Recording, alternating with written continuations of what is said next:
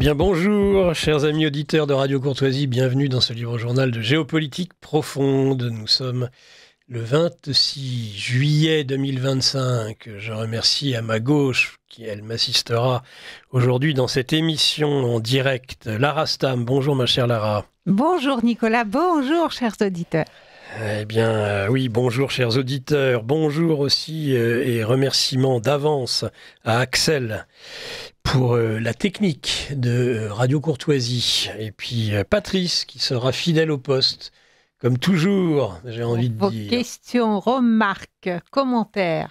Voilà, au standard de Radio Courtoisie. Et puis si vous voulez pas passer par le téléphone, vous envoyez un courriel électronique et nous nous ferons un plaisir de poser les questions, remarques, observations aux deux invités du jour, Benoît Paré et Lucien Cerise, que nous allons saluer dans un instant.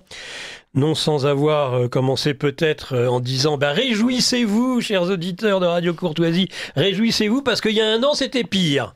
Il y a un an, jour pour jour, le 26 juillet 2024 s'ouvrait avec la cérémonie d'ouverture des Jeux Olympiques de Paris, une période, je lis un article du Figaro, euphorique et hors du temps que chérissent encore de nombreux habitants de la capitale. Et oui, la presse officielle nous joue le coup de la nostalgie, de la parenthèse enchantée. C'était tellement bien, les QR codes, la reconnaissance faciale, le fait de pas pouvoir rentrer chez soi. Il pleuvait. Murel aurait dit, et s'il avait plus de la mer dessus, t'étais mieux encore. Sur la cérémonie d'ouverture, infâme cérémonie d'ouverture des JO, Madame Hidalgo, Monsieur et Madame Macron, il y a un an. Cette injure, cette insulte à tout ce qui fait normalement les racines, l'identité de la France. Vous avez voulu tout déconstruire, tout dégueulasser, tout démolir. Eh bien oui, réjouissons-nous parce que c'est passé. Au moins, c'est vrai que Muret disait toujours, quand on l'accusait d'être réactionnaire, comme quoi c'était mieux avant, il disait non, c'était pas mieux avant, c'était mieux toujours.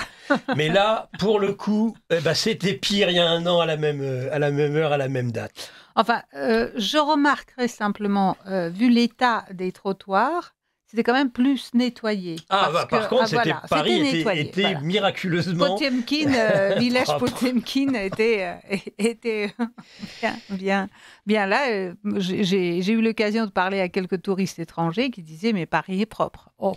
Ben oui, bien sûr, Paris est propre. Ils avaient dû engager des divisions entières de bénévoles. Voilà, c'est le village Potemkin, Madame Hidalgo, Monsieur Macron, exactement. Et même là, les témoignages, je suis toujours ému quand je passe devant un panneau des JO. Tiens, tiens donc. On sera un peu moins ému. Pourquoi on ne pose pas la question d'ailleurs?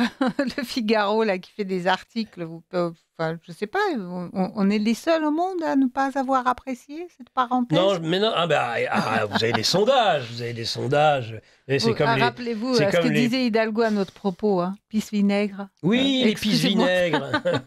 Ceux qui ne pouvaient pas goûter le plaisir des JO. Voilà.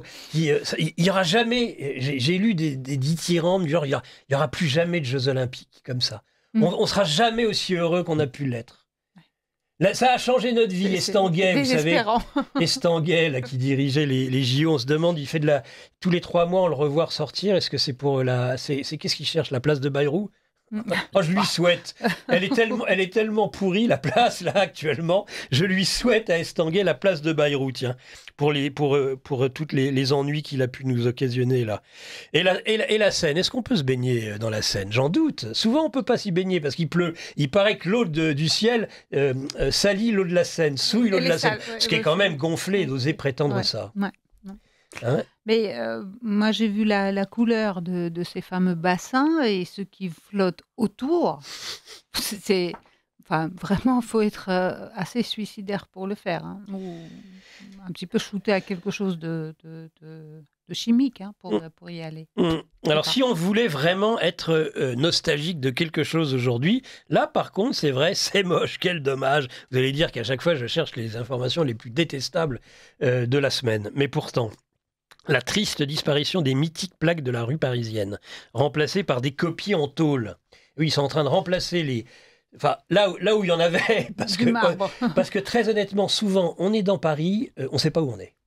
Si on cherche le nom de la rue, à droite, à gauche, on ne la voit pas.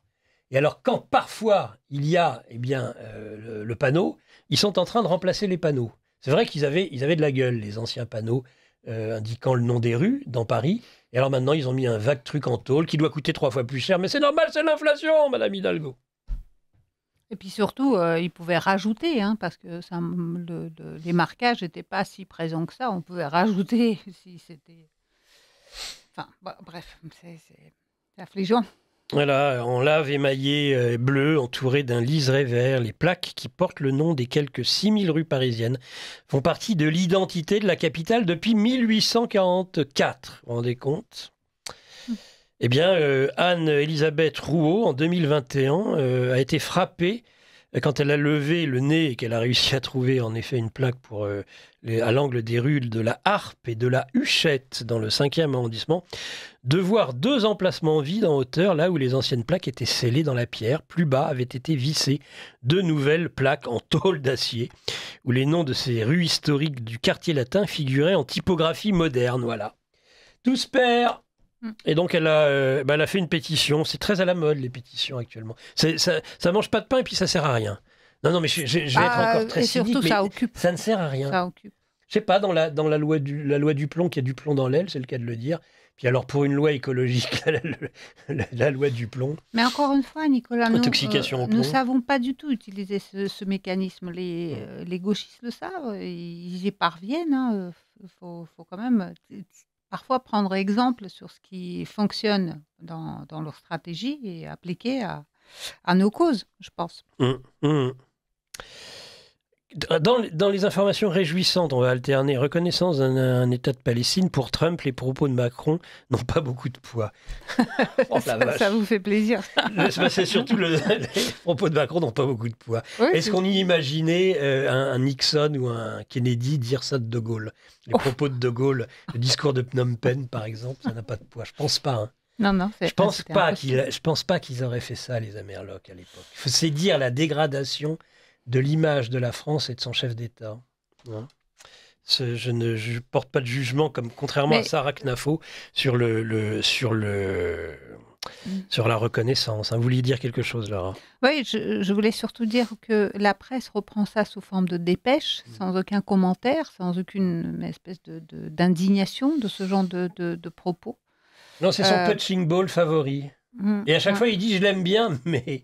Bah oui, c'est l'amour vache entre Trump et Macron. Est-ce que ça reflète sa relation à la France ? C'est ça la question à se poser. Est-ce que ça ne va pas devenir... La relation à la France de Trump ? Oui, moi, j'aimerais qu'il en ait aucune, vous savez. Des Américains, j'en suis arrivé à un point des Américains, de l'Empire américain, que s'ils pouvaient même nous oublier totalement, ce serait mieux. Honnêtement. Et Trump a beaucoup déçu, je trouve. Sarah Knafo, on ne récompense pas le djihad par un siège à l'ONU. Donc ça, c'est pour la reconnaissance de la Palestine. Écoutez, la djihad, je crois, Madame Knafo, c'est vous qui êtes allée, qui avez, semble-t-il, les meilleures relations du monde avec Monsieur Benjamin Netanyahou. Monsieur Netanyahou, ses meilleurs amis actuellement en Syrie, où il l'était il y a quelques jours avant qu'il ne les bombarde, c'était plutôt justement les djihadistes modérés, vous savez, les égorgeurs modérés. Les Al-Joulani, par exemple, que Israël a aidé fortement à ces djihadistes à pouvoir détruire le régime de Bachar al-Assad. Et que dire de son alliance avec la Turquie ? Et son alliance avec la Turquie et l'Azerbaïdjan contre l'Arménie ? Voilà, aussi du djihad ou pas ? À se poser la question, parce que face aux chrétiens. Faudrait quand même rappeler en 2015 d'où venaient les attentats du Bataclan, par exemple, cette boucherie ou après Nice. La Syrie de Bachar el-Assad avait averti la France, avait fourni des informations de horribles bouchers. Bachar el-Assad s'était inquiété de notre sécurité. Allez, avant-dernière information dont je voulais vous dire 2 mots. Très, très mauvaise information pour le coup pour la France. Un haut taux d'emprunt, la France s'englue dans son rôle de mauvais élève sur les marchés. Sur les marchés obligataires à 5 ans, on est les plus mauvais, on est encore plus mauvais que Rome. Et quand on aura les OAT à 10 ans qui seront au-dessus de ceux de l'Italie, je pense que là, on aura touché le fond. Et ça va arriver très vite, dans les mois qui viennent. Peut-être dès la rentrée. Ça veut dire après, c'est le risque de banqueroute, faut pas se leurrer, et la mise sous tutelle par le FMI. Mais ça sera de la faute des Français. Ils ont de très mauvaises habitudes. Ils dépensent trop. Oui. Le quoi qu'il en coûte, finalement, c'est la France, c'est les Français. Les 1000 milliards en 10 ans de M. Macron et de M. Bruno Le Maire, c'est les Français. Que dire de 800 et quelques millions d'euros de traitement pour l'Élysée? Et les dizaines de milliards pour l'Ukraine, tiens, on pourra en parler. 58, avec ouais. 58 milliards en tout que la France a donné. À l'Ukraine? Oui. Ou promis. Non, donné. Ah, donné. Ça, c'est l'ardoise déjà faite. Hein. Bon, dernière nouvelle, on est très heureux. Madame et Monsieur Macron ont porté plainte contre l'influenceuse journaliste Candace Owen aux États-Unis pour diffamation, pour cyberharcèlement, et je vous en passe. Et alors là où j'ai beaucoup de plaisir, c'est que j'ai appris que Candace Owen avait demandé un test ADN à Madame Macron. Chiche. Oui, c'est ce qui... Non, mais c'est pas chiche, Nicolas. C'est très grave, les procès en diffamation aux États-Unis. C'est des procès qui sont très, très lourds, qui ne sont pas faciles à être déclenchés, mais ils ont été déclenchés assez rapidement du fait que Candace Owens a voulu donner un axe judiciaire aux intimidations qu'elle recevait. Donc, elle a mis tout en place pour que ça arrive devant le tribunal. Là, ce qui me fait peur, c'est les condamnations qui vont avoir, parce que ça part très très mal, ça s'annonce très mal pour le couple présidentiel, et que qui va payer la note? Parce qu'aux États-Unis, pour diffamation, lorsqu'on est débouté, c'est pas quelques milliers d'euros. Ils n'ont pas l'équivalent de la protection fonctionnelle, le chef d'État. C'est Nicolas qui paye, vous savez, c'est la fameuse formule. Oui, Nicolas qui paye, mais Nicolas qui paye, il n'y a pas de protection fonctionnelle pour quelqu'un qui n'a pas de statut officiel. Ah, pour elle, oui, mais pour lui, c'est peut-être pour ça d'ailleurs qu'ils ont mais c'est lui qui porté plainte attaque. tous Il n'y les a deux. pas de protection fonctionnelle quand on attaque. On a la protection fonctionnelle quand on est attaqué. Ça à vérifier. Bah, faut le faire voter dans ce cas. Non, mais je parle de protection fonctionnelle, je suis pas sûr du tout. La protection fonctionnelle, ça se vote. Ça peut pas se faire sans vote. Je sais pas s'ils l'ont fait à titre privé, mais je crois que c'est à titre privé. Hein. Enfin, c'était ça mérite un débat en tout cas. Oui, et puis à l'Assemblée. Au moins. Au moins. Sur le genre de madame. Non, sur tous les. Même mettant ça de côté, le fonctionnement vis-à-vis d'une journaliste étrangère, ça mérite un débat. Comment se fait-il que le couple présidentiel se permette d'intimider? En tout cas, on a le droit d'en parler à nouveau maintenant, puisqu'il porte plainte, donc c'est public, donc on en parle. Ouf. Vous êtes content. J'avais l'impression que je ne pouvais pas trop en parler. Mais... Non. Quant à la relaxe de deux personnes, ce qui est marrant, c'est que quand vous lisez les dépêches d'AFP et les titres des Figaro, ils oublient de préciser qu'il y a eu le relax de Natacha Ray et Amandine Roy dans l'affaire. On appelle. Ils parlent simplement du fait qu'elles ont été condamnées. Il paraît que Jean-Mich ne va pas en cassation. Ah bon? Oui. Pour la cassation... Il laisse sa sœur y aller seule. Ah oui, d'accord. Peut-être que oui, il faut peut-être une vraie carte d'identité, c'est ça pour la carte je pense, oui. La carte électorale ne finit pas. Je ne sais pas de quoi nous parle. Non, mais la carte électorale ne suffit pas en fait en guise de pièce d'identité. Bon. Bien, allez, je pense qu'on en a déjà dit pas mal. Et puis on avait dit à peu près qu'on commencerait d'ici autour de 9h15 avec nos invités qu'on va présenter tout de suite. Vous restez au moins 2 petites minutes encore avec moi. Oui. Merci, Lara. Si vous le voulez bien. Si vous le voulez bien, vous. Donc, voilà, nous avons dans cette émission des vérités pour l'Ukraine, des vérités sur l'Ukraine. Alors, j'avais commencé à titrer La vérité sur l'Ukraine. Je m'étais dit ça. Là, c'est pas possible. Il faut quand même pas abuser. Voilà, donc, le livre de Benoît Paré, loin du récit médiatique, il faut bien le dire, qui recoupe la période 2015-2022, ce que j'ai vu en Ukraine, journal d'un observateur international. C'est notre invité principal dans ce livre-journal de Géopolitique profonde, chers amis auditeurs. Et il est avec nous, donc je le salue tout de suite. Bonjour, cher Benoît. Bienvenue dans ce livre-journal de Géopolitique profonde. Bonjour et merci de votre invitation. Eh bien, écoutez, merci d'y avoir répondu favorablement. Et puis, pour nous compléter et pour poser des questions en particulier à l'auteur Benoît Paré, eh bien, nous avons la chance d'avoir aussi quelqu'un qui est un habitué de ces livres journaux, qui n'est autre que Lucien Cerise. Bonjour, mon cher Lucien. Oui, bonjour tout le monde, donc à vous deux et à monsieur Benoît Paré. Voilà, donc le gouverner par le chaos en particulier, ça fait partie de ces maîtres ouvrages qu'il faut avoir lus quand on est quand on se veut être dans la dissidence, voire la résistance. C'est impossible de faire autrement. Si je puis me permettre, oui. Nicolas, je tenais à remercier Monsieur Paré déjà pour cette démarche, pour ce livre, pour son témoignage, ô combien nécessaire, parce que nous avons une chance aujourd'hui, à travers ce témoignage, de savoir ce qui s'est passé entre 2015 et 2022. On nous dit qu'il n'y avait pas de guerre, on nous dit qu'il n'y avait aucun souci sur place. Ce sont les médias mainstream qui affirme cela. Il y a eu quand même 15 000 civils morts pendant cette période. Et Benoît Paré peut témoigner en tant qu'observateur international. Donc merci pour ce témoignage, merci pour ce livre. Et merci à Lucien Cerise également, qui fait encore la démarche d'aller sur place, de s'intéresser et de voir ce qui se passe dans le Donbass, prenant des risques. Vous avez raison de le rappeler. On lui demandera son témoignage aussi à Lucien Cerise aujourd'hui. Voilà, je tenais à dire ça avant de partir. Donc merci à vous deux, merci pour votre présence sur notre antenne et merci pour ce que vous faites. Eh bien voilà. Recevez les remerciements de Lara. Et les félicitations. On rappelle que Benoît Paré est anciennement fonctionnaire français au sein d'organisations internationales, dont l'OSCE, analyste au ministère de la Défense, officier de réserve de l'armée de terre, déployé à 8 reprises en opération extérieure. Il a travaillé pendant de nombreuses années dans quelques-unes des principales zones de crise internationale de ces 3 dernières décennies, ex-Yougoslavie, Afghanistan, Liban, Pakistan et donc Ukraine. Benoît Paré, débuté par la question basique que l'on vous pose, je suppose, à chaque fois que vous êtes invité sur un plateau, sur une chaîne, c'est la question de pourquoi ce livre en tant qu'observateur international. Vous avez eu besoin, alors que vous faisiez des rapports, alors que vous avez émis énormément de rapports d'observation aux autorités, c'est un peu votre rôle.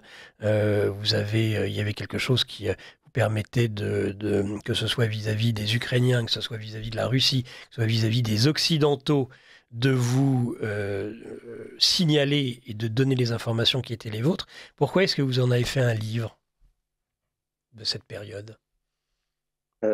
Donc j'ai décidé de faire un livre parce que en fait, je me rendais compte que j'avais eu accès à énormément d'informations délicates, sensibles, très révélatrices sur ce qu'était l'État ukrainien. Et que, en fait, ces révélations n'étaient pas exploitées, n'avaient pas été exploitées par l'organisation pour laquelle je travaillais, en l'occurrence l'OSCE. Et à partir du moment où l'opération spéciale russe a été lancée en février 2022, on est rentré dans une autre dynamique qui nous a fait comprendre qu'on pouvait arriver à une guerre mondiale, puisqu'on a très vite vu l'Occident en fait se ranger comme un seul homme derrière l'Ukraine. Sans aucun recul. Et pour moi, il y avait un risque majeur d'engrenage fatal, alors que en même temps on était face à une sorte de propagande, autant dire les choses comme elles sont, de la part de tous les médias, pour présenter l'Ukraine comme un pays complètement victimisé, comme le rempart de la démocratie attaqué par la barbarie russe. On a eu donc ce narratif déployé pendant des années sur les médias. Or, la réalité que moi j'ai connue sur place ne correspondait pas à ce portrait caricatural. Et moi, ce que j'ai connu sur place, c'est plutôt qu'une agression de la Russie contre l'Ukraine, c'était plutôt une agression de l'Ukraine contre son propre peuple, en l'occurrence le peuple du Donbass. C'était ça, surtout la réalité du terrain, c'était ça la réalité qui a été occultée. Alors, mon organisation, malgré tout, rendait compte des bombardements qui pouvaient avoir lieu dans le Donbass, mais sans jamais faire de statistiques, publier de statistiques sur le sujet. Ça s'est fait une seule fois en 2017, sauf que comme le gouvernement ukrainien avait très mal réagi, notre chef de mission avait tout de suite rétro-pédalé en disant « Ok, maintenant on ne publiera plus jamais de chiffres statistiques qui démontrent qu'en fait c'était l'Ukraine qui tuait bien plus de civils que les séparatistes. » Alors, cette tendance a continué sur le terrain pendant des années. Ça, moi j'étais en position de le documenter. parce que j'appartenais à une petite cellule au sein de la mission de l'OSCE qui s'appelait la dimension humaine. Et dans la dimension humaine, donc, une de nos responsabilités, c'était de vérifier toutes les allégations de victimes civiles du conflit. Et on faisait ça systématiquement partout dans le Donbass. Et les chiffres statistiques qu'on pouvait en fait compiler par rapport à nos vérifications sur le terrain étaient considérés comme des informations sensibles et confidentielles. On était très peu de gens au sein de l'OSCE à y avoir accès. Et moi, y ayant accès, j'ai considéré que c'était d'intérêt public de mettre ça sur la table. Intérêt public non seulement pour le peuple ukrainien, mais aussi pour tous les pays impliqués de près ou de loin dans l'OSCE, déjà, parce que notre mission, c'était d'informer les États membres de l'OSCE, et au-delà des États membres, les populations, à qui on demande aujourd'hui d'alimenter une guerre qu'on aurait parfaitement pu éviter. Voilà, donc je voulais écrire ce livre pour mettre tout ça sur la table et pour qu'un maximum de gens, y compris d'ailleurs, pourquoi pas dans les cercles du pouvoir, éventuellement il y a des gens qui sont peut-être mal informés de la réalité du terrain telle qu'elle était. Bon, je pense qu'il y a aussi des gens qui étaient informés et qui, malgré tout, décident de suivre le narratif qu'on leur demande de mettre en avant. Mais on peut espérer peut-être que dans le tas, il y a aussi des fonctionnaires qui seraient intéressés aussi de voir ce que j'ai pu décrire dans ce livre. Voilà, donc j'ai voulu le mettre sur la table. Ben vous relatez à un moment donné, d'ailleurs, Benoît Paré, une réunion auquel vous assistez avec une ambassadrice française qui vient d'arriver, alors qu'on discute entre autres des accords de Minsk, et vous dites un certain nombre d'éléments qui ne sont pas justement dans le sens du narratif, et elle semble intéresser cette brave dame, cette brave diplomate, en disant à sa voisine, en tout cas vous croyez l'entendre, c'est intéressant ces réunions, ça veut dire que finalement les officiels eux-mêmes parfois ne paraissent pas vraiment informés de la réalité. Elle pensait par exemple que bien toutes les ruptures par rapport aux accords de Minsk qui pouvaient avoir lieu étaient toujours du fait des Russes, et vous expliquiez que c'était pas si simple que ça. Oui, en effet, je pense qu'il y avait, en tout cas dans les premières années, une véritable ignorance de ce qui se passait sur le terrain de la part de nos diplomates, et pas seulement de nos diplomates, mais aussi des gens qui travaillaient pour le gouvernement d'une manière générale. Et c'est pour ça que ces réunions qui ont été organisées à partir de la fin 2015 ont permis un échange d'informations qui était plus complet sur la réalité du terrain. Cela dit, je pense qu'en même temps, il y avait aussi de toute façon les pressions qui venaient de plus haut pour mettre en œuvre un narratif. Et donc, si vous voulez, les diplomates de terrain, quelque part, étaient coincés par ça. C'est ça. Coincés par le fait que même quand vous êtes ambassadeur, vous devez obéir au gouvernement. On connaît des cas où des ambassadeurs se sont permis des déclarations publiques qui n'allaient pas dans le sens de ce que pouvait dire la présidence, par exemple, et certains ont pu être remplacés dans les jours ou les semaines qui ont suivi. Vous voyez ? Donc, être ambassadeur, c'est aussi une fonction sensible. On ne peut pas dire ce qu'on veut. D'ailleurs, notre chef de mission de l'OSCE sur place avait le rang d'ambassadeur. Et lui-même m'a dit, avant de quitter la mission, qu'il pouvait pas faire ce qu'il voulait. Il ne pouvait pas dire ce qu'il voulait. Et il m'avait même dit, les yeux dans les yeux, que le gouvernement ukrainien lui avait interdit de rencontrer les leaders séparatistes. Alors qu'on était une organisation internationale qui avait pour mandat de développer le dialogue sur le terrain. Et comment voulez-vous développer un dialogue si vous ne parlez qu'à un camp et pas à l'autre ? Vous voyez ? Donc c'était une contradiction fondamentale du mandat. Et le fait est qu'il n'a pas osé contredire le gouvernement ukrainien, donc il n'a jamais rencontré les leaders séparatistes, et il laissait son adjoint, le numéro 2, en fait rencontrer les séparatistes en question. Donc, c'est un exemple de plus pour montrer que on n'a pas notre mission n'a pas forcément rempli son mandat, qu'on avait des contradictions fondamentales, et notamment parce qu'il y avait des grosses pressions du gouvernement ukrainien, mais ces pressions du gouvernement ukrainien n'étaient pas contrecarrées par des pressions occidentales, autant que je puisse en juger. Et je me souviens d'une conversation avec un autre diplomate un peu plus tard, vers 2019, je crois, où là, quand même, on faisait remonter pas mal d'informations sur la réalité du terrain. Et je disais que je ne voyais pas de changement, au moins dans le déclaratoire au niveau de la politique du gouvernement français. Et mon correspondant m'a dit, écoute, je constate comme toi. Mais bon, moi, je peux te dire que tout ce que tu nous donnes, on l'envoie à Paris. Et après, ce que Paris en fait, c'est pas notre sort. Donc, Ouais. donc voilà. Alors, il y avait donc ce décalage, en effet, entre ceux qui étaient les observateurs de terrain et puis ceux qui au-dessus, non seulement filtraient les informations, mais reproduisaient en sens inverse, renvoyaient vers la base le narratif. Mais vous expliquez ça, c'est quelque chose d'assez fascinant, je trouve. C'est la schizophrénie chez les gens, c'est-à-dire cette capacité de tenir un discours officiel et d'avoir, en fait, et de penser autre chose. Mais de jamais ne le faire paraître, on ne le voit pas paraître. Ah, l'image de Benoît Paré s'est figée. Donc je ne sais pas. Hop, il a disparu de l'écran. Bon, eh ben je me retourne vers Axel. On va essayer de le faire réapparaître au plus vite. Pendant ce temps-là, Lucien Cerise, vous m'entendez? Oui, tout à fait, oui. Bon, Allô, je vous entends, mais j'ai perdu l'image. Oui, alors, le plus important est que vous nous entendiez, puisqu'on est à la radio, même si cette émission repassera dans 8 jours sur le site de Géopolitique Profonde. Donc, pour l'instant, on a perdu l'image. Est-ce que vous m'entendez toujours bien? Non. Alors, on va essayer, et Axel me dira lorsque tout sera à nouveau impeccable, peut-être se déconnecter, se reconnecter, on va voir. Lucien Cerise, peut-être un premier, à la fois un ressenti par rapport à ce que vous venez d'entendre de la part de Benoît Paré, de son livre, Ce que j'ai vu en Ukraine, 2015-2022, journal d'un observateur international, loin du récit médiatique, et puis dans un second temps, peut-être aussi votre propre expérience du Donbass aujourd'hui. Mais d'abord sur toute cette période qui va, on va dire, du Maïdan, le coup d'État de Maïdan jusqu'au début de l'opération spéciale en 2022, puisque le récit de Benoît Paré s'arrête là. Il est à Odessa lorsque l'opération spéciale en février 2022 est déclenchée, et très très vite, il quittera l'Ukraine. Lucien Cerise.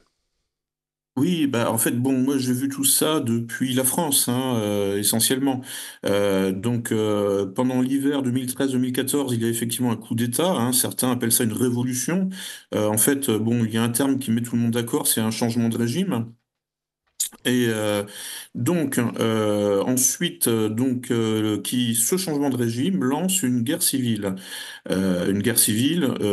où donc l'armée ukrainienne commence à bombarder le Donbass, puisque en fait le changement de régime, le coup d'État ou la révolution colorée est désapprouvé par deux régions, la Crimée et le Donbass. Bon, la Crimée rejoint la Russie assez rapidement suite à un référendum.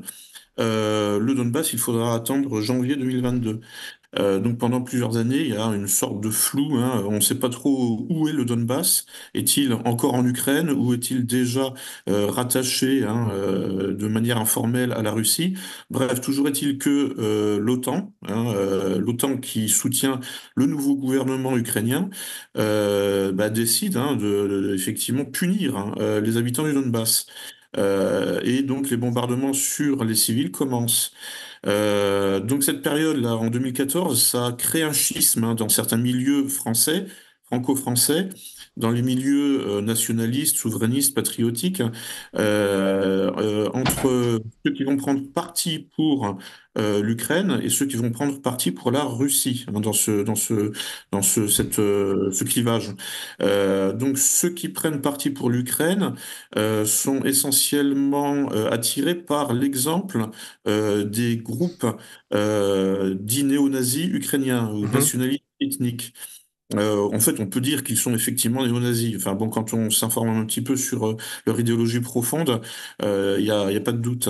Et donc, ou suprémacistes blancs, si vous voulez. Enfin bon, donc il y a trois grands groupes qui se détachent et qui attirent l'attention des nationalistes français, de certains nationalistes français. C'est le parti Svoboda, qui est un parti normal, je dirais, mais avec toute une mythologie héritée du Troisième Reich. Il il y a le régiment Azov qui apparaît en 2014, et puis Pravi Sector, hein, qui est aussi la synthèse de plusieurs groupes préexistants et qui attire aussi pas mal de gens. Ouais. J'ai vécu ça de l'intérieur parce que je voyais effectivement des camarades de plusieurs organisations souverainistes, patriotiques, nationalistes françaises qui, d'un seul coup, hein, se prenaient de passion pour les nationalistes ukrainiens. Et qui partaient éventuellement même leur prêter main forte, hein, qui partaient sur le terrain, hein, jouer aux paramilitaires, jouer en tant que volontaires pour aller, hein, tuer des Russes dans le Donbass. Mais il y avait l'équivalent, hein, en face, hein. Il y a aussi des Français, hein, qui sont partis pour soutenir le Donbass, hein, donc pour côté russe, hein, côté pro-russe, hein, Guillaume Lenormand, Victor Lenta pour les plus connus. Donc bon, moi j'ai dans un premier temps, j'étais simplement témoin, observateur, hein, de ce phénomène d'un point de vue franco-français, hein. Bon, j'ai commencé à me passionner pour le sujet des nationalistes ukrainiens parce que À quelle effectivement, époque? juste là après la fuite de Yanukovych, hein, c'est-à-dire D'accord. Ah oui, tout de suite, ouais. Dès 2014. Ouais. oui, voilà, parce que bon, tant que le coup d'État n'était pas accompli, je me suis dit, bon, en fait, ça peut être résorbé, hein, inutile de s'alarmer ou de s'exciter. Donc j'ai attendu que Yanukovych s'enfuit en hélico et que bon bah le nouveau gouvernement soit proclamé, enfin suite à des élections. Bon, mais de toute façon, je veux dire en fait là la CIA était déjà arrivée et l'OTAN avait déjà annexé le pays. L'OTAN plus. Alors là, ce qui m'a vraiment fasciné, c'est la synthèse entre les milieux mondialistes, hein, tous les réseaux Soros qui étaient déjà en Ukraine en 2004-2005 pour la révolution orange Ouais. et qui animaient les manifestations. Et donc, c'est des réseaux qui sont parfaitement mondialistes, pro-immigration, pro-LGBT, et qui pouvaient d'un seul coup se retrouver du même côté, hein, que des nationalistes ethniques, hein, antisémites, etc., et anti-immigration, anti-métissage, anti-homo, enfin anti-LGBT, etc. Ouais. Mais ils arrivaient finalement à s'entendre, hein, parce qu'ils avaient un ennemi commun qui s'appelle la Russie. Et voilà. Voilà. Donc c'est en fait, moi donc je me présente un peu à Benoît Paret. Bon, moi, je fais des recherches en ingénierie sociale. Donc là, vous voyez que toute cette combinatoire, hein, que Carl Schmitt, hein, résumait, hein, en disant que le geste fondateur de la politique, c'est la désignation de Bien l'ennemi, sûr. hein, qui permet de créer de nouvelles synthèses. Hein. En fait, c'est de l'ingénierie sociale, tout ça, hein, c'est de l'ingénierie politique, c'est une combinatoire, un calcul, hein, qui permet effectivement de défaire les groupes ou de les reconstruire, hein. C'est toute une dialectique entre la déconstruction, reconstruction, hein, des groupes humains. Et donc, en fait, c'est sous cet angle-là bon, que j'ai abordé le dossier. En 2014, j'ai écrit une dizaine d'articles sur ce qui se passait en Ukraine, hein, depuis la France. Mais alors, bon, j'ai appliqué une méthode, en fait, pour ne pas être accusé de théorie du complot. Je cherchais des sources dans les médias de masse. Hein, c'est-à-dire Le Monde, Libé, Le Figaro, etc. Et il était possible, en fait, de rétablir la vérité, hein, c'est-à-dire en s'appuyant sur les médias de masse et puis en faisant un peu de recherche sur dans les médias ukrainiens. Bon, il se trouve que j'ai fait du russe pendant ma scolarité. Ça permet de passer à l'ukrainien, et puis de toute façon, les Ukrainiens, la moitié des médias ukrainiens sont russophones. Donc bon, ça me permettait d'avoir un accès, alors toujours à distance, hein, depuis avec l'outil Internet, mais à la presse, hein, aux médias ukrainiens, donc d'avoir quand même un point de vue de l'intérieur. Et bon, il n'avait pas trop de difficultés, hein, effectivement, à reconnaître la nature idéologique des nationalistes, hein, qu'on nous a dissimulé, hein, pendant des années. Hein, parce que ça faisait mauvais genre en fait, hein, que l'OTAN soutienne, hein, des groupes, hein, dont les idées politiques sont directement, hein, inspirées du Troisième Reich. Ouais. Toutes ces contradictions-là qui m'ont fasciné, donc je me suis vraiment pris de passion pour le dossier. J'en ai même fait un autre bout. Alors j'en ai fait 2 livres en fait, hein, donc je me présente en résumé à Monsieur Paré qui me Allez-y, connaît pas forcément. allez-y, Lucien, Non, allez-y. mais parce que bon, enfin moi je le découvre, hein, depuis quelques semaines avec son livre et puis la promotion de son livre. Donc, mais lui ne me connaît pas forcément. Donc, alors les 10 articles que j'ai écrits en 2014 et que j'avais mis simplement sur Internet, hein, j'en ai fait un livre publié en 2017. Le titre. La maison d'édition, le titre. Alors oui, enfin, en fait, ce qui compte, c'est la nouvelle édition de 2022. Allons-y. Donc, c'est, voilà, bon, donc Ukraine, la guerre hybride de l'OTAN, voilà. aux éditions Culture et Racines. Mais ça, c'est la deuxième édition. La première édition était est sortie en janvier 2017. Le représentant du régiment Azov m'avait appris qu'à la suite de cette publication, j'étais devenu persona non grata en Ukraine. on se demande bien pourquoi. Oui. Ils font quelques recherches quand même, hein. Ils essayent de savoir qui sont leurs amis, leurs ennemis à l'étranger. Bon, j'avais pris la précaution de voyager en Ukraine avant la sortie du livre. Donc, je suis allé à Kiev en 2016, en sachant en anticipant qu'après la sortie du livre, je risquais d'être bloqué à l'aéroport, hein, dans le meilleur des cas. Et effectivement, le porte-parole du régiment Azov m'a fait savoir qu'effectivement, bon, voilà, dans le meilleur des cas, j'étais bloqué à l'aéroport. Dans le pire des cas, on me laissait passer et je terminais dans les geôles ukrainiennes. Mais bref, voilà, donc j'ai voyagé un petit peu. Donc j'ai vu Kiev en 2016. Ensuite, bon, ça c'est aussi pour mon expérience limitée, hein, de terrain évidemment. Sinon, je suis allé dans les nouvelles régions l'an dernier, c'est-à-dire que j'étais observateur. Des élections présidentielles et donc notamment alors avec Frank Pengam. Des élections présidentielles en Russie là cette fois-ci. En Russie, oui, je passe en Russie. Donc bon, moi en fait, on m'a emmené à Mélitopol, hein, donc dans l'oblast de Zaporojié, et puis bon, on a traversé la Crimée, donc bon voilà, j'ai vu un petit peu comment dire. Vous êtes allé vérifier les élections dans les nouveaux oblasts. C'est ça, voilà. Donc on était. Donc on est passé par la Crimée parce que bon c'était le chemin obligé puisqu'on on est descendu à l'aéroport de Simferopol et puis ensuite donc on a été jusqu'à Mélitopol et on était logé dans la banlieue sud de Mélitopol. Voilà. Donc et puis sinon bon j'ai fait du tourisme à Moscou et Saint-Pétersbourg, mais bon là c'est juste c'était comme ça. Bon on est loin des nouvelles régions, mais voilà. Donc, alors ensuite, voilà. Donc bon, je me suis pris de passion en fait. Voilà sur en fait les filières de recrutement entre la France. Hein, notez bien, Benoît Paré, parce que je vais vous demander de réagir à tout ce que vient de dire Lucien Cerise. Excusez-moi, Lucien, tu peux continuer. Oui, voilà, justement, alors je voulais demander à Benoît Paré, en fait, parce que bon, moi, j'ai observé les filières de recrutement, hein, des paramilitaires et des volontaires français en Ukraine depuis la France. Mais alors justement, est-ce qu'il a observé, lui, de son côté, des volontaires français, hein, qui partaient, hein, à Pravi Sector ou chez Azov, puisque c'est les deux organisations enfin, c'est surtout Azov en réalité, qui a une capacité d'attraction des Français. Et je connais quelqu'un qui a été, qui voulait, anticiper, enfin, après se préparer plutôt à aller chez Pravi Sector. Mais Pravi Sector est quand même assez refermé, une organisation assez refermée sur elle-même. C'est plutôt Azov qui a eu une politique, hein, de communication à l'étranger, notamment en direction de l'Europe de l'Ouest, hein, très développée au fil des années, qui passait notamment par, entre autres, hein, par Radio Courtoisie aussi. Et donc, tout ça s'est fait publiquement, hein. Bon, là, depuis 2022, tous ces réseaux-là, toutes ces filières, en fait... J'ai pas compris ce que vous disiez sur Radio Courtoisie, Lucien Cerise.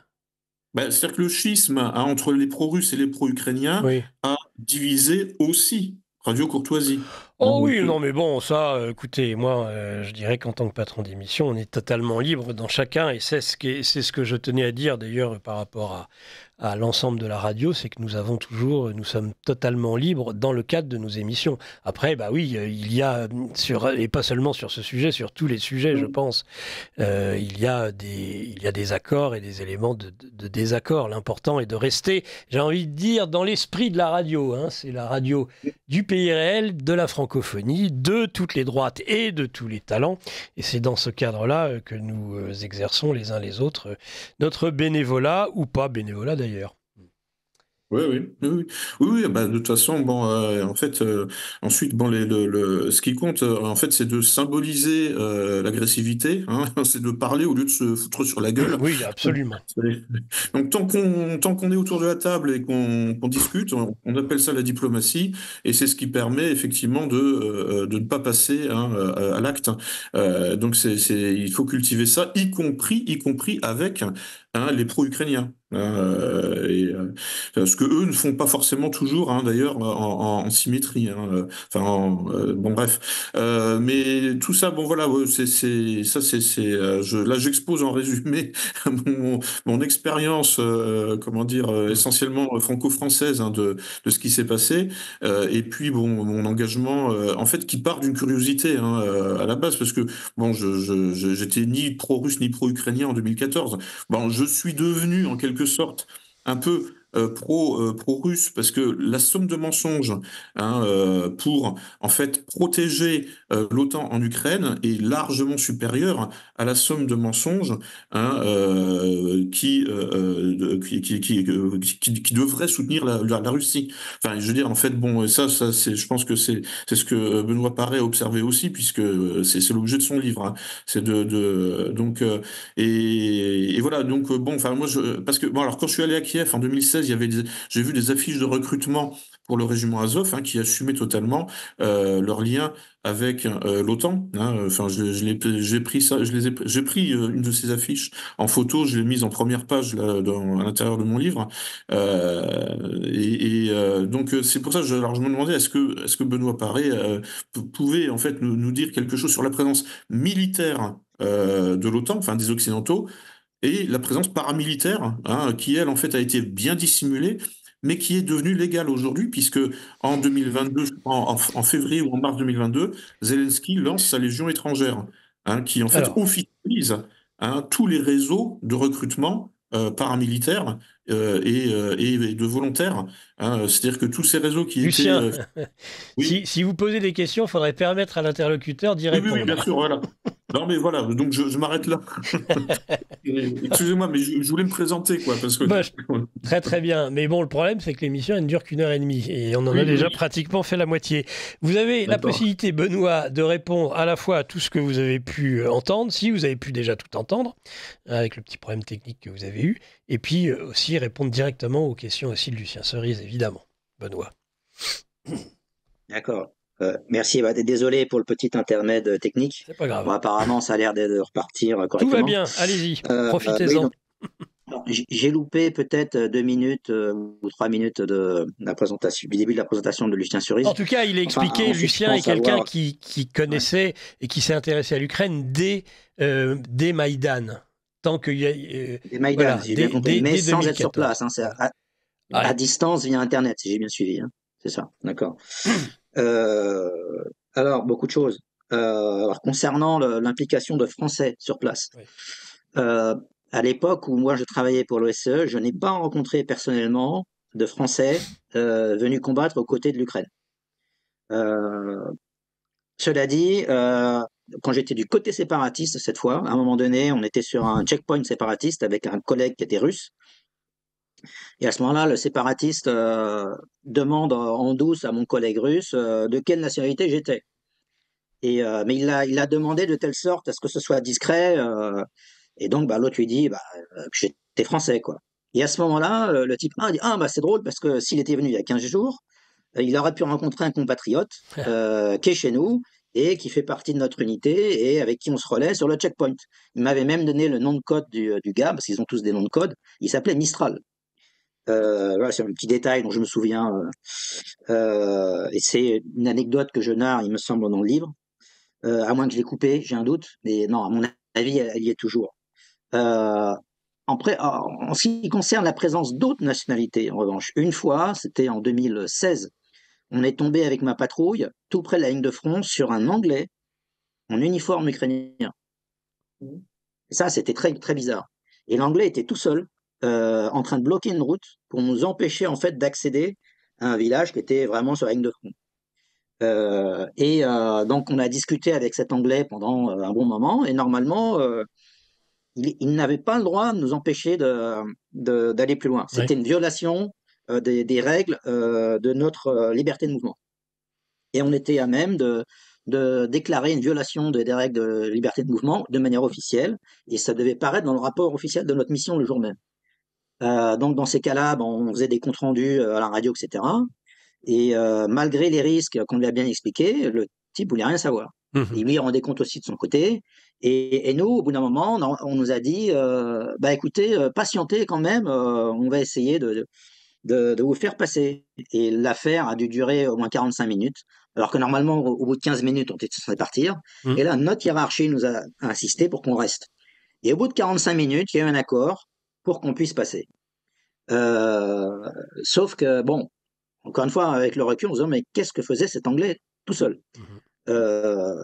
Et on peut imaginer que peut-être qu'il était là pour protéger l'éventuelle action d'un commando britannique sur le front, et il fallait surtout pas qu'on arrive au mauvais moment. Témoin, ouais. Et donc Gênant. après, il a fallu qu'il puisse rendre compte pour que ses collègues puissent dégager avant que nous, on arrive. Voilà. Là, on serait dans c'est probablement l'explication la plus rationnelle qu'on puisse trouver ce qui s'est passé ce jour-là.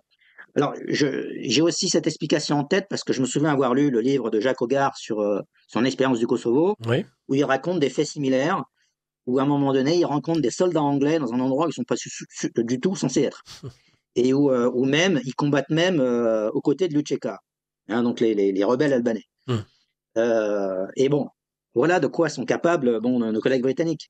Donc moi, j'ai eu l'impression qu'on était confronté à quelque chose de similaire, mais bon, à ce moment-là, on n'était pas dans la guerre à outrance, donc on peut plutôt penser à soit une opération de sabotage, soit une opération de renseignement.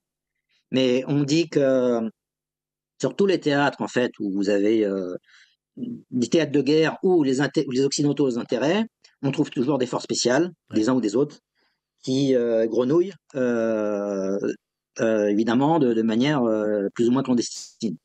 Voilà. Et donc, en l'occurrence, là, on est peut-être tombé là-dessus. Voilà, mais j'ai pas d'autres exemples autrement à citer. Après, bon, on savait de toute façon que officiellement l'OTAN formait l'armée ukrainienne. C'était pas caché, c'était notoire, et ça s'est fait très tôt, dans le principe dès 2014, de facto au moins dès 2015. Il y avait même un camp spécifique à Yavoriv, qui est complètement à l'ouest de l'Ukraine, près de la frontière polonaise, que j'ai même failli visiter lors de mes missions en 2020. Parce que je passais à côté, et j'avais une collègue canadienne à l'époque avec qui j'étais en équipage, et qui anciennement avait travaillé au Parlement canadien, et qui, dans le cadre de ses fonctions au Parlement canadien, était venu rendre visite aux officiers canadiens qui formaient l'armée ukrainienne sur place. Donc, je veux dire, c'était complètement transparent. Et là, encore une fois, on était avant 2020, on était dans les années précédentes. Donc le programme de formation de l'armée ukrainienne, il datait pas d'hier. Et bon, ensuite, j'ai pu lire que parmi les régiments qui ont été formés par l'OTAN, il y a eu aussi le bataillon ou le régiment, la brigade Azov. Puisque d'un bataillon, ça n'a pas raté de grossir. Moi, à l'époque où j'étais à Mariupol, je me souviens, j'avais récupéré une brochure de présentation d'Azov, on peut dire, mais en fait, c'était la taille d'une brigade à ce moment-là. Ils avaient de tout. Ils avaient des unités d'artillerie, des unités de chars, des unités d'infanterie, comme une brigade multi-armes. Donc voilà, et ensuite, c'est devenu, aujourd'hui, on en est au corps d'armée. Parce qu'ils avaient d'abord une brigade qui s'appelait la 3e brigade d'assaut.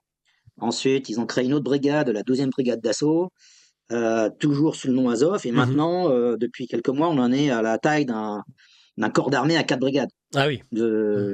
Je me souviens avoir lu dernièrement. Donc, alors, au début, on me disait, oui, mais enfin, Azov, c'est pas représentatif, c'est un peu un groupuscule, mais c'est un groupuscule qui est devenu un modèle. Ah oui. Encensé par tous nos intellectuels, pour dire, regardez la résistance héroïque d'Azov. Et pourtant, l'origine est néo-nazie. On en a fait des héros de la résistance ukrainienne à la barbarie russe, et en gommant complètement leur passé néo-nazi. Passé même, je dirais carrément nazi, assumé. Dont, comme je vous disais dans l'autre émission qu'on a fait ensemble, où moi j'ai pu voir des preuves visuelles de ce nazisme assumé de l'unité d'origine. Tout à fait. Alors après, c'est dans le livre, avec c'est très bien Voilà. documenté. Hein, je rappelle le livre, il faut le rappeler à chaque fois aux auditeurs. Et on fera une petite pause après que vous ayez fini de vous exprimer sur ce sujet, Benoît Paré. Votre livre, Ce que j'ai vu en Ukraine, 2015-2022, journal d'un observateur international, loin du récit médiatique. Et donc, je disais, dans ce livre, il y a des photos qui sont d'ailleurs des photos que vous avez prises vous-même, avec des éléments qui permettent de sourcer justement cette origine, en tout cas une influence, même si elle n'est pas nécessairement globale et totale, mais sur Azov de l'idéologie néo-nazie. Oui, je vous en prie. D'ailleurs, à un moment donné, donc avant la fameuse opération militaire russe de 2022, dans les années de mémoire entre 2015, 2017, 2018, le Sénat américain avait interdit que une aide américaine soit apportée à Azov, à l'unité Azov. Sauf que je crois que depuis ils en sont revenus, puisque maintenant Azov est devenu fréquentable.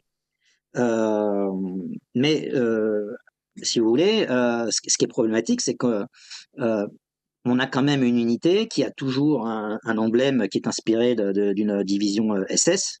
Hein, c'est le Wolfsangel, je crois qu'on appelle ça. Alors, j'ai plus en mémoire le nom de la division SS dont ils se sont inspirés. Das Reich. Das Reich. C'est Das Reich. Ah, voilà, Das Reich. La fameuse division impliquée notamment à Rodour-sur-Glane. Voilà. Et le fait est que, maintenant, tout le monde oublie ça. Oui. Plus personne n'en parle. C'est quand même extraordinaire, quoi. Le retournement de situation. Et donc, ce sont devenus des héros. C'est ça. Allez, il y a une question derrière. On va déjà passer un petit bobino, un très court bobino, si vous le voulez bien, messieurs, et on revient tout de suite après. Bien, alors, je suis donc avec Benoît Paré et son ouvrage « Ce que j'ai vu en Ukraine ». Loin du récit médiatique. Édition, auto-édition, c'est ça, Benoît Paré? Oui, c'est en auto-édition. Alors, j'ai eu à un moment donné un contrat avec un éditeur relativement mainstream. Oui. Mais le livre était trop long pour lui. Et il craignait pour sa réputation. Donc, on avait quelques désaccords sur des coupes à faire. Et des coupes que je ne souhaitais pas faire. Et donc, du coup, on a divorcé un peu de part et d'autre. Et donc, il m'a conseillé de terminer de publier le livre en auto-édition parce qu'il pensait que malgré tout, c'était quelque chose qui devait être mis sur la place publique. Mais sauf que lui n'était pas forcément prêt à assumer en son nom de mettre ça sur la table parce qu'il craignait pour sa réputation. Et d'un point de vue commercial, il pensait que le livre était trop long. Bon. Alors, c'est un pavé, ça, c'est un pavé, ça, je confirme. Oui. Pour ceux qui verront la vidéo. C'est un pavé. Alors, ça.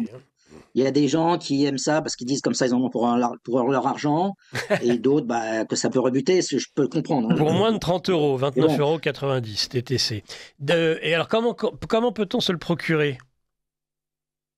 Alors actuellement, il est en vente sur 2 sites, chez le fabricant thebookedition.com, l'imprimeur en fait, et aussi sur Amazon. Ou sur Amazon, j'ai acheté moi-même un stock de mes livres pour que le livre soit disponible tout de suite pour les gens qui veulent l'acheter. Très bien. Voilà, donc c'est en 24 heures, si vous commandez sur Amazon, vous pouvez recevoir le livre. Très bien. Sinon, pour répondre complètement à la question de Lucien Solès de tout à l'heure. On termine là-dessus, mais on ne fait pas... après, je vous poserai des questions, vous allez répondre l'un et l'autre à des questions beaucoup plus d'actualité. Mais allez-y, terminez, mais après, on passe à autre chose. Ouais. Alors, rapidement. Donc, j'ai dit que du temps où je travaillais pour le SCE, je n'ai pas connu de Français qui travaillait pour l'armée ukrainienne. Sauf que, quelques jours après le début de l'opération militaire spéciale russe, il y a un Français qui travaillait pour l'OSCE et qui, en l'occurrence, était le chef d'équipe à Ivano-Frankivsk. Alors, Ivano-Frankivsk, c'est une ville de l'ouest de l'Ukraine. C'est un fief nationaliste. C'est la seule grande ville d'Ukraine dont le maire appartient au parti Svoboda. Le parti Svoboda, qui est un parti qui est historiquement un parti néo-nazi. Vous voyez ? Et cette personne, on m'a dit que il s'est marié avec une femme locale. Et comme c'est un fief nationaliste, et qu'il a passé tout le temps de sa mission en Ukraine dans la même ville, visiblement de fréquenter des gens de Svoboda et Pravi Sector, ça lui est monté à la tête et il a récupéré une vision de l'Ukraine qui était complètement influencé par ces gens-là. Et dès le début de l'opération spéciale russe, il s'est dit, OK, je quitte l'OSCE et je demande aux volontaires, aux militaires français, aux anciens militaires français de rejoindre la Légion étrangère de l'armée ukrainienne. Et sa première déclaration, il l'a faite sur Facebook, en uniforme de l'armée française, parce que c'est un ancien officier. Et d'ailleurs, dans les commentaires, il y a des gens qui lui ont dit, mais de quel droit vous faites cette déclaration en portant l'uniforme de l'armée française? L'armée française ne va pas mandater pour faire cet appel. Donc il a dit, OK, j'entends ça. Donc il a refait une vidéo quelques semaines après, et dans cette vidéo, il était en treillis de l'armée ukrainienne, entouré de 2 gardes du corps ukrainiens, masqués et armés. Voilà. Et donc, il a continué à faire un appel à tous les anciens militaires étrangers qui voulaient rejoindre la Légion des volontaires ukrainiens. Sauf qu'après, apparemment, il ne faisait pas partie de ce que j'ai pu comprendre de la fameuse Légion étrangère créée par Zelensky, parce que c'est les Américains qui ont mis la main dessus. Comme on l'a vu dans un témoignage, par exemple, de Régis Le Sommier. En fait, aux dernières nouvelles, il était le porte-parole à l'international de Pravi Sector. Voilà. Donc, un des mouvements d'extrême droite les plus violents d'Ukraine. Et donc, le type a rejoint ce mouvement-là. Et paraît-il que sur Facebook, il me dénigre aujourd'hui parce qu'apparemment, il a entendu parler de mon livre. Et donc, voilà. J'ai même pas été voir ce qu'il disait sur moi parce que franchement, je trouve que ça n'a pas vraiment d'intérêt. Mais voilà, pour vous dire qu'il y a aussi des gens qui ont travaillé pour l'OSCE, mais qui sont complètement, pour moi, vrillés.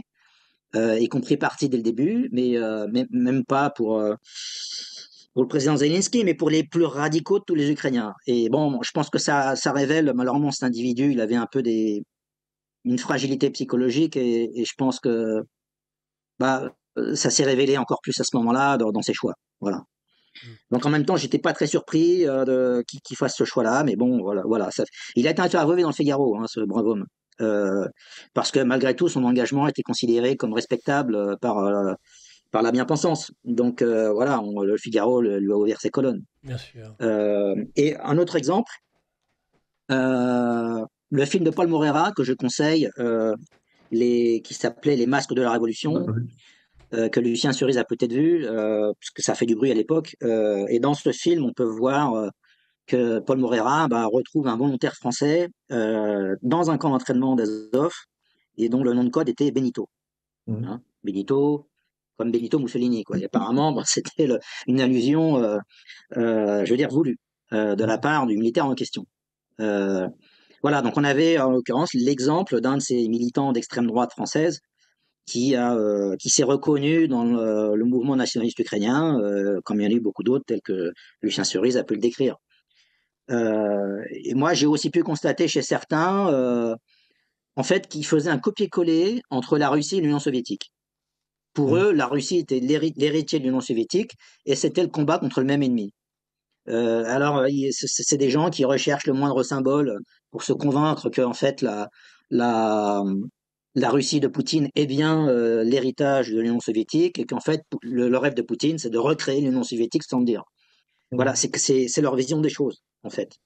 Et alors, ils se raccrochent au moindre petit détail pour justifier cette thèse, et notamment si on inaugure quelque part au fin fond de la Russie une statue de Staline, par exemple, ils vont dire « Ah, il y a une statue de Staline qui a été inaugurée dans tel village perdu au fin fond de la Russie », c'est bien la preuve qu'il y a un renouveau du stalinisme en Russie, et que c'est voulu par Poutine. Mais ce que ces gens-là ne veulent pas comprendre, c'est que si aujourd'hui, d'une certaine manière, certains font référence à Staline, c'est pas le dictateur communiste qu'ils veulent mettre en avant, c'est la personne qui représentait l'État et qui, à ce moment-là, a sauvé le peuple russe. Et donc, ils ne cherchent pas à défendre un régime politique. S'ils mettent en avant le Staline de cette époque-là, ils cherchent à mettre en avant la personne qui, à ce moment-là, a représenté l'État pour sauver le peuple russe de la destruction. Parce qu'il faut quand même se souvenir que de toutes les nations de la planète, c'est la Russie qui a payé le plus lourd tribut, et de très loin, pendant la Seconde Guerre mondiale. Bien sûr. Alors, on parle de pertes humaines de genre de 20 millions de personnes. C'est des chiffres, mais inimaginables pour toute autre nation. quand nous, en France, on dit que la France était traumatisée par les pertes de la Première Guerre mondiale, mais je crois, de mémoire, on était 1,3 million de personnes décédées en France pour une population de 40 millions d'habitants. Et vous comparez ça à 20 millions en Russie, où ils avaient quoi, allez, peut-être le double de notre population à l'époque. Donc c'est le traumatisme que cette guerre a pu exercer sur la population russe, et pas que la Russie d'ailleurs, c'était tout le temps soviétique, c'est quelque chose qu'on a du mal à imaginer en Occident et qu'on doit respecter. Et ça, pour comprendre en fait la façon de percevoir le conflit actuel par les Russes, comme ils font référence à ça, il faut l'avoir à l'esprit, si vous voulez. Bien. Et quand on voit des soldats russes mettre ce qu'ils appellent la bannière de la victoire sur des bâtiments qu'ils conquièrent aujourd'hui dans le Donbass ou ailleurs, alors on dit, ah oui, mais il y a une croix, il y a une fossée, il y a un marteau sur le drapeau, c'est bien la preuve qu'ils vénèrent l'URSS. Non, c'est pas l'URSS qui vénère. La bannière de la victoire, c'est le drapeau de la division de l'armée rouge qui a conquis le Reichstag. Tout à fait, qui est allé planter à Berlin. C'est le drapeau, je répète, de la division qui a conquis le Reichstag. Et ça, c'est ça qu'ils mettent en avant à chaque fois qu'on conquiert un village. Très intéressant. Voilà. Très intéressant, Benoît Paré. Étant donné que j'aimerais terminer sur ce que vous savez de la situation en Ukraine aujourd'hui, en particulier vis-à-vis des pouvoirs publics, vis-à-vis de Zelensky, vis-à-vis du pouvoir qui est en place, illégitime sur le plan constitutionnel d'ailleurs aujourd'hui, peut-être laisser à Lucien la possibilité, mais s'il vous plaît Lucien, nous n'avons plus que 20 et quelques minutes d'émission, essayez d'être concis dans ce que vous avez à dire par rapport à Benoît Paré, que je puisse ensuite vous poser une question d'actualité. Allez-y Lucien. Oui, alors j'ai lu l'entretien que Benoît Paré a donné à France Soir, où il évoque Éric de Nessé notamment, et là ça permet de faire le lien avec ce qu'on appelle toujours, c'est les réseaux Gladio, c'est-à-dire les réseaux paramilitaires et terroristes de l'OTAN, parce que c'est aussi sous cet angle-là que j'ai abordé la question des groupes néo-nazis ukrainiens. Mais ça fait le lien avec la question du terrorisme islamiste. C'est-à-dire qu'en fait, à l'origine, les réseaux Gladio recrutaient dans les milieux issus de l'Italie et de l'Allemagne, c'est-à-dire issus en fait des milieux fascisants, enfin des milieux de l'Italie mussolinienne ou de l'Allemagne hitlérienne, oui.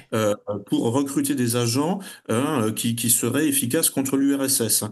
Bon, et puis au fil des années, en gros, les réseaux terroristes de l'OTAN, enfin, les réseaux terroristes occidentaux se sont diversifiés et ils sont allés chercher dans les milieux islamistes. En fait, ça commence même avant la Deuxième Guerre mondiale. C'était Gerhard von Mende, qui est un ministre de Hitler et qui commençait déjà à travailler avec des musulmans soviétiques, enfin en URSS, pour les agiter, et puis pour commettre des attentats sur le territoire soviétique. Donc en fait, en gros, quand vous voulez mettre sur pied des groupes paramilitaires, il faut aller les chercher dans les milieux qui ont envie de se battre. Donc ça peut être effectivement les djihadistes, ça peut être les nazis, ça peut être les gauchistes qui veulent faire la révolution. Et voilà, il faut trouver une mythologie politique qui donne envie de se battre, un déclencheur comportemental pour les mots génétiques, pour faire un peu de jargon.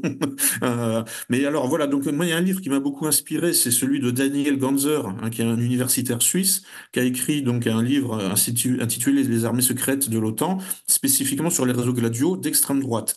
Maintenant on voit que les réseaux Gladio djihadistes, en fait, sont traités de la même façon, puisque après le blanchiment, le relooking du régiment Azov en 2022, puisqu'on nous a demandé de pleurer et de soutenir le régiment Azov à Mariupol, eh bien, on voit le blanchiment de Al-Qaïda et de Daesh en Syrie.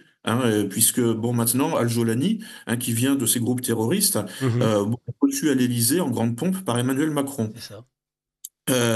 Et donc là, on voit qu'en réalité, en fait, il y a trois branches fondamentalement de ces réseaux terroristes paramilitaires. Il y a une branche issue de l'extrême droite, qui est la branche un peu historique des réseaux Gladio, issue de la Deuxième Guerre mondiale. Il y a la branche djihadiste et la branche gauchiste que j'ai un peu côtoyée également, qu'on va envoyer par contre là dans le Rojava, par exemple. Au nom justement là pour aller soutenir la révolution marxiste ou anarcho-syndicale, dans le Rojava.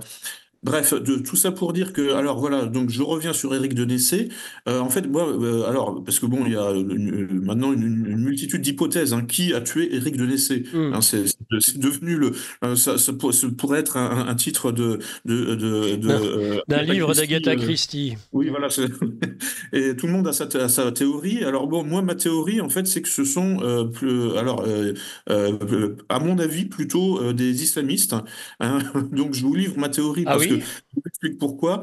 C'est-à-dire qu'en fait, bon, ça faisait des années que je suivais Éric de Nessé, en fait, depuis les années 2000, quasiment dès la création du CF2R. En fait, je me souviens d'une vidéo d'Éric de Nessé, mais une vidéo informelle. Hein. C'était une interview dans un couloir où il parlait de la stratégie d'entrisme des frères musulmans en 2007. Hein, et il disait, bon voilà, les frères musulmans désapprouvent la violence. Alors là, pour le coup, on n'est pas justement dans ces réseaux paramilitaires, hein, qui viennent soutenir les forces spéciales pour faire des commandos de choc. Non, non, les frères musulmans ont une stratégie d'entrisme légale, institutionnelle, administrative, hein, et qui en fait qui désapprouve la violence, du moins en Occident. Après, ils peuvent soutenir la violence. Par exemple en Égypte, là en 2011 par exemple. Mais en Occident, ils ont décidé d'adopter cette stratégie, hein, en fait, d'entrisme légal. Et bon, Éric de Nessé avait publié plusieurs textes, hein, au CF2R. Et donc, je pense, enfin, d'après le suivi que j'ai eu, qu'il est véritablement en fait le principal porteur, hein, du dossier de l'entrisme des frères musulmans, hein, au plus haut niveau du gouvernement. Et du fait que, mais justement, son travail, hein, a été couronné de succès, puisque maintenant le thème de l'entrisme frériste est devenu un thème médiatique, hein, donc du point de vue de la circulation des idées, hein, d'un point de vue mémétique. Éric de Nessé avait réussi, hein, au printemps 2025, même avant, en 2024, son travail a été couronné de succès.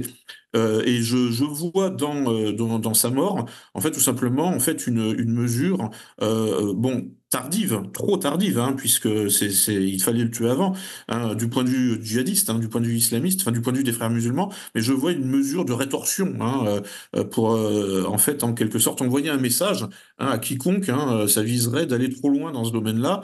On sait que Florence Bergeau-Blacler, qui s'est emparée de ce dossier aussi plus récemment, est protégée par la police. Donc les menaces existent, hein. Moi, je commence à en recevoir sur les réseaux sociaux, hein, en fait, hein, parce que on n'a pas le droit de parler de l'islam ni de l'islamisme, hein, c'est interdit. Hein. Dès que vous en parlez, tout de suite, là, vous prenez des insultes, des accusations de sionisme, etc. Et donc, Éric de Nessé, alors pour revenir pour justement prolonger sur la question du sionisme, j'avais suivi une de ses formations il y a quelques années où il m'avait dit, hein, parce qu'il connaissait un peu mon parcours, il m'avait dit clairement, les yeux dans les yeux, qu'il était sioniste, hein, qu'il était pro-israélien. Dans la formation, il y avait effectivement, comment dire, une personne d'origine israélienne. Enfin bref, bon, ça veut rien dire à la limite, mais bon, ce que je veux dire par là, c'est que bon, Éric de Nessé pouvait être ciblé, hein, comme une cible sioniste par les frères musulmans. Et d'autant plus, hein, que effectivement son travail obtenait une reconnaissance médiatique et gouvernementale. Alors voilà, bon, c'est une hypothèse en fait, hein, évidemment. Bon, à ce stade, je suis dans l'hypothèse que je soumets à Benoît Paré, et à tout le monde, en réalité à Nicolas également, parce que bon, je ne crois pas effectivement, comme le dit Benoît Paré dans l'entretien à François, que la piste du Mossad soit pertinente. Je pense qu'il faut l'évacuer, c'est pas pertinent. Maintenant, il reste la piste ukrainienne, hein, parce que effectivement, de Nessé s'était élevé contre la somme de mensonges sur l'Ukraine, et la piste islamiste. Voilà. Bon, écoute, ça nous a mené bien loin de là où je pensais vous emmener, mais c'est pas grave, c'est les joies du direct, mon cher Lucien. Benoît, si vous voulez répondre 2 minutes, et puis après, j'aimerais un petit peu que vous me disiez quelle est la situation aujourd'hui en Ukraine. On entend parler même de manifestations, d'une révolution de couleur inversée peut-être contre Zelensky suite à la dissolution d'un certain nombre de groupes, plutôt d'institutions veillant à éviter la corruption en Ukraine. Donc, vous pouvez répondre rapidement à Lucien et puis ensuite bien répondre sur l'Ukraine d'aujourd'hui sur le plan social et politique?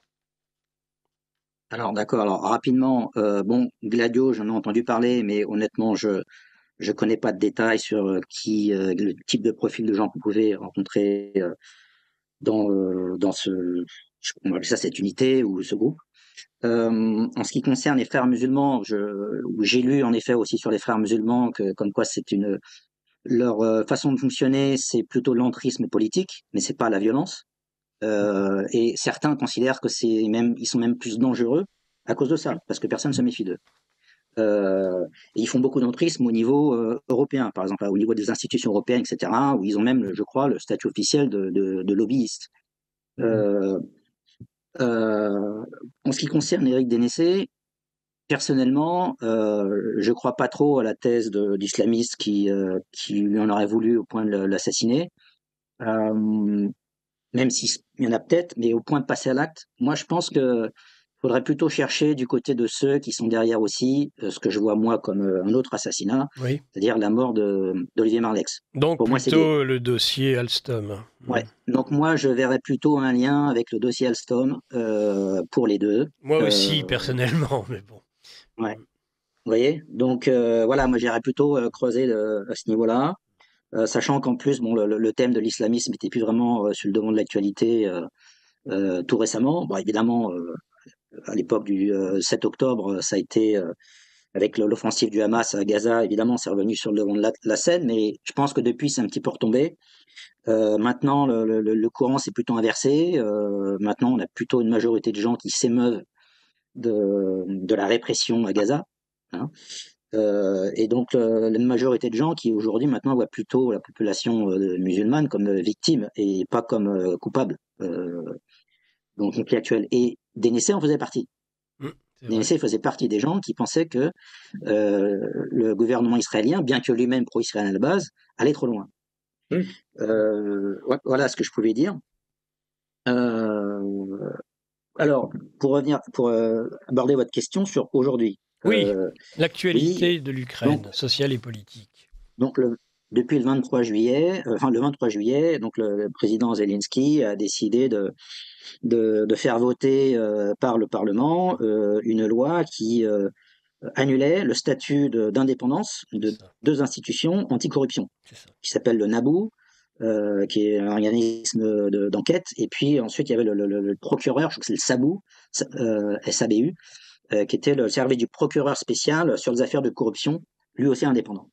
Donc il a fait voter par le Parlement, qui est complètement à sa main, une loi comme quoi ces deux institutions devaient passer sous la tutelle du procureur général de l'Ukraine, qui dépend directement de l'exécutif. Voilà. Et sauf que ça a fait scandale un peu partout, non seulement en Ukraine, mais aussi vis-à-vis dans les pays occidentaux. Les pays occidentaux se sont émus. C'est la première fois que je vois ça depuis des années, que d'un seul coup, les pays occidentaux se permettent de critiquer Zelensky, ou au moins de dire qu'ils sont inquiets de ce qu'il fait.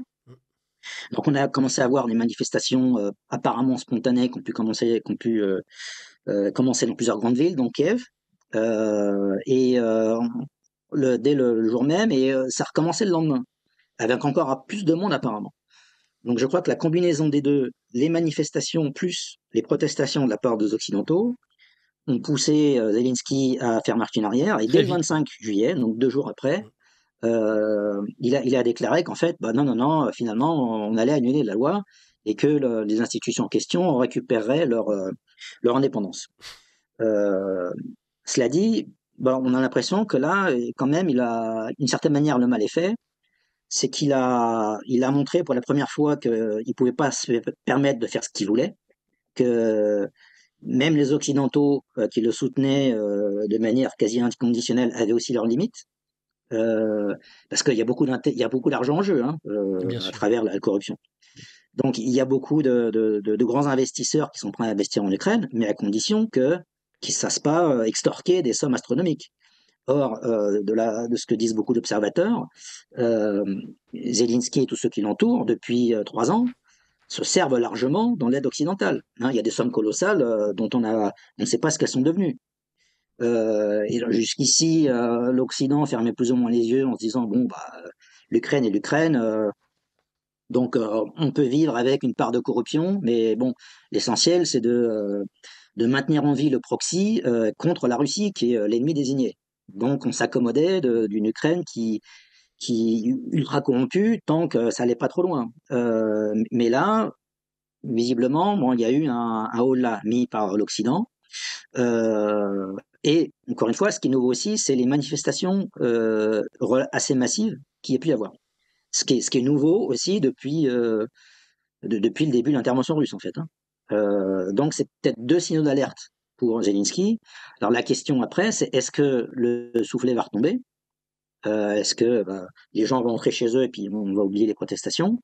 Ou est-ce que les protestations vont durer un peu plus? On peut aussi se poser la question, est-ce que les manifestations seraient éventuellement aidées par les Occidentaux pour faire monter un mouvement type Maïdan pour finalement, par la pression de la rue, pousser Zelensky à la démission? Ça fait partie des scénarios. Maintenant, bon, au jour d'aujourd'hui, je ne saurais pas répondre à la question. Il va falloir observer ce qui se passe dans les jours qui viennent pour voir si on est face à un possible nouveau Maïdan, enfin de mettre la pression sur Zelensky, ou si en fait il s'agit juste d'un mouvement d'humeur momentané. Donc ça à suivre. En tout cas, parce qu'il a fait, même s'il est revenu en arrière, je pense que Zelensky s'est coupé d'une partie de sa base en quelque sorte, et une partie des gens qui pouvaient encore peut-être lui faire confiance en Ukraine, après ce coup-là, peuvent douter de lui. Et donc je pense que même s'il est revenu en arrière, c'est pas quelque chose qui compte en sa faveur pour l'avenir. Merci voilà. Benoît Paré. Allez, on va dire 3 minutes maxi de réponse aussi, Lucien, parce qu'après j'ai les questions des auditeurs, elles sont relativement nombreuses. Lucien. Oui, en fait là, j'ai dit en gros tout ce que je voulais dire là. Non, mais moi peut-être vous, mais moi j'ai encore, j'en ai pas fini avec vous. Non, je plaisante. Et donc, est-ce que vous croyez que le régime Zelensky aujourd'hui est menacé? Non, pas du tout. Non, il a le soutien total, plein et entier du régime de Bruxelles. Et puis, bon, de la partie anti-Trump de la CIA, de l'EMI6. Non, il est indéboulonnable. Indéboulonnable. Jusqu'à ce que ses patrons, effectivement, donc dans le deep state, dans l'état profond anglo-américain, décident de le virer. Oui, ça, effectivement. Mais là, en l'occurrence, bon, pourquoi? En fait, c'est un bon acteur, c'est sa formation. Donc, il est très utile pour tout ce qui est propagande médiatique. Il joue bien la comédie, il sait pleurer quand il faut pleurer, puisque... C'est son métier à la base, il est acteur. C'est ça. Là, enfin, je veux dire, en fait, c'est même pas une métaphore. Je veux dire, bon, donc il a appris en fait à déclencher, à imiter, à simuler certaines émotions à la demande pendant des années, quand il était acteur à la télé. Et il le fait très bien aujourd'hui donc dans les médias de masse et donc bon d'où son costume vert là etc et puis les simagrées qu'il simule donc non il est parfaitement à sa place le système euro-atlantiste a absolument besoin de lui parce que bon malgré tout c'est un point de repère sur le plan du champ attentionnel il arrive à capter l'attention.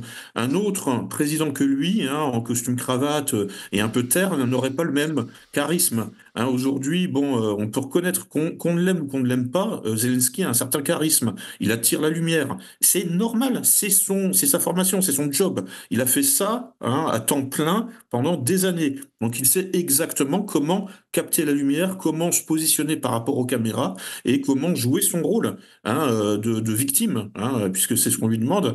Il le fait très bien. Donc il n'y a aucune raison, du point de vue de ce monde virtuel qui remplace le réel. Et qui est en quelque sorte la principale arme du soft power, excusez-moi pour l'anglicisme. Ah ben vous n'arrêtez pas là je dois dire, là j'ai un cochon, je ne sais plus comment l'arrêter. Oui. Ça n'est plus possible là. Le job, enfin tout y passe. Allez, je ferai un virement en ligne à Radio Courtoisie. C'est noté, c'est enregistré, Lucien, très bien. Je veillerai à ce que ce soit fait. Non, mais disons que tous ces termes-là viennent du monde anglo-américain, hein, parce que c'est eux les plus forts dans ce domaine-là, hein, tout ce qui est virtualisation de la politique comment, enfin, encore, alors excusez-moi, le storytelling, hein, c'est-à-dire l'art de raconter des histoires, tout C'est ça, ça. bon, Traduisez, ça ira. voilà, bon, mais bon, après, ce sont des termes qui sont un peu passés là aussi dans le vocabulaire français, quoi. Mais c'est parfois pas toujours facile de trouver un équivalent. Mais donc voilà, bon, donc non, non, là pour le coup, alors il y a seul peut-être un risque pour Zelensky d'être débarqué, c'est s'il commence à déplaire aux nationalistes, hein, qui sont quand même très puissamment Oui. enracinés dans l'État profond ukrainien. Hein, on se souvient là que donc Arsène Avakov, par exemple, le parrain du régiment Azov, était était ministre de l'Intérieur, etc. Enfin, ils ont tout leur réseau, hein, et en fait, ils sont capables, hein, de menacer physiquement Zelensky. C'est un État dans l'État, hein, le nationalisme ukrainien. Ils ont les moyens, effectivement, peut-être pas de faire une révolution, mais en tout cas d'assassiner Zelensky et de maquiller ça en suicide. Ça, ils peuvent le faire. Donc c'est tout. Mais sinon, bon, aussi longtemps que le consensus, enfin aussi longtemps que tout ce petit milieu, hein, mafieux, etc., a un ennemi commun, eh bien, voilà, ça fait la sauce et ça permet, hein, de créer le lien entre des gens qui, sur le papier, en théorie, devraient s'entretuer. Hein, je parle des réseaux Zelensky puisqu'il vient des réseaux Soros, hein, à la base, hein, c'était sa maison de production, hein, qui était directement liée à Open Society. Et puis d'autre part, hein, effectivement, tout le milieu réseau Gladio, Bien, ultra droite, extrême droite. bien. Ben, c'est parfait, merci Lucien. Il reste 5 minutes justement pour les auditeurs Benoît Paré et Lucien Cerise. Alors, cet auditeur, c'est surtout pour... d'ailleurs, il demande à ce que tout ne soit pas lu. En tout cas, il nous dit, il parle de l'équipe de GPTV, c'est-à-dire Lara, Raphaël, Mike et moi-même. Je tiens à honorer fermement votre courage, votre bravoure. Votre honnêteté, sincérité, compétence, sans oublier le grain de folie Borowski, vertu essentielle à notre devenir et à notre salut par l'information et la connaissance sans langue de bois, que vous instillez jusqu'à l'élévation impérative de nos consciences bien fragiles. On a tous des consciences, en effet, qui ont besoin d'être renforcées, et renforcées aussi par les autres. Ah, là, clairement, cet auditeur, non, Monsieur Cerise, il vaut mieux corréler la disparition de Monsieur Dénessé avec celle de Monsieur Marlex. Bon. En tout cas, votre point de vue a été entendu, Lucien. Cette auditrice, j'en déduis que l'Ukraine, et j'ai appris ce qu'était le Donbass et les problèmes graves que cette région vivait depuis plusieurs années grâce à une amie russe, donc j'en déduis que l'Ukraine, employant le groupe Azov entraîné par Israël, était nazie. Quand je pense qu'on nous traite de nazis à longueur de journée, si nous critiquons la guerre en Ukraine ou critiquons Israël. Cher auditeur, alors là il y a une question justement en particulier pour Benoît Paré. J'ai répondu spontanément à l'enquête de Radio Courtoisie, la meilleure émission est la vôtre. Non, alors là, bon, j'avais pas vu le début, sans conteste. C'est gentil, mais en tout cas, cher auditeur, la cécité des gouvernements ouest-européens sur l'Ukraine, sa corruption intrinsèque, l'idéologie nazie et l'idolâtrie bandériste, l'avidité et le puissant fond de cette machine à blanchiment, le trafic d'enfants, tout cela me laisse pantois. Comment ne pas voir l'évidence? Question pour vos remarquables invités. D'après eux, quel est le véritable moteur de cette guerre? Pour ma part, j'identifie plusieurs causes. Masquer les exactions américaines, en particulier celles de la famille Biden. Dissimuler l'implantation des biolabs qui ne pouvaient pas être légalement développés sur leur propre sol. Relancer l'économie de guerre qui profite à beaucoup de groupes industriels et donc aux lobbies. Bref, enterrer bien des secrets sous couvert de moralisme gauchiste. La question à l'un et à l'autre, donc vraiment répondez très rapidement puisqu'il reste que quelques minutes. Quel est le véritable moteur de cette guerre selon vous? 2 minutes pour tous les deux. Qui commence? Benoît. Qui commence? Benoît, allez-y. Allez-y, Benoît. D'accord. Merci. Bon, je vais accélérer vite. Pour moi, les véritables raisons de cette guerre, il faut les chercher loin. On peut remonter à Zbigniew Brzezinski, qui était le grand penseur des démocrates américains et qui, dans son livre Le Grand Échiquier, a clairement dit que, déjà, un des objectifs des grands penseurs américains, c'est de préserver l'hégémonie américaine. Et qui ils identifient comme menace possible à l'hégémonie américaine? C'était l'Union européenne, la Russie et la Chine. Et pour ces gens-là, il fallait empêcher l'union, le rapprochement de ces acteurs. Et la principale menace pour eux, c'est un rapprochement Union européenne-Russie. Donc ça, c'était un des objectifs. Aussi, la Russie, ils avaient pour but de l'affaiblir. Il fallait surtout pas que la Russie recouvre des ambitions impériales. Fallait garder la Russie comme État peu puissant. Donc il explique tout ça dans son livre. Et pour affaiblir la Russie, il fallait absolument séparer l'Ukraine de la Russie. Et ça, Berezynski le dit dès 1997. Et donc ça, c'était la politique de long terme de toutes les administrations américaines depuis la chute de l'Union soviétique, quand on regarde bien. Et pour moi, ça part de là. Voilà. Merci Benoît. Lucien, 30 secondes. J'ai encore 2 Alexandrins ensuite. Oui, je pense que ce qui caractérise en fait l'État profond anglo-américain, aujourd'hui c'est le mondialisme, qu'on appelle aussi le wokisme. Et donc en fait pour donner pour donner un visage en quelque sorte au projet de Brzezinski et au projet d'extension atlantiste, toujours plus loin à l'est, jusqu'à la conquête de Moscou. En fait, je pense que c'est essentiellement les réseaux LGBT et plus largement les réseaux wokistes qui sont à l'œuvre. L'OTAN a été obligée récemment, de s'amender pour concernant son vocabulaire LGBT. C'était en 2023, l'OTAN avait publié un manuel. Ça va être fini, Lucien.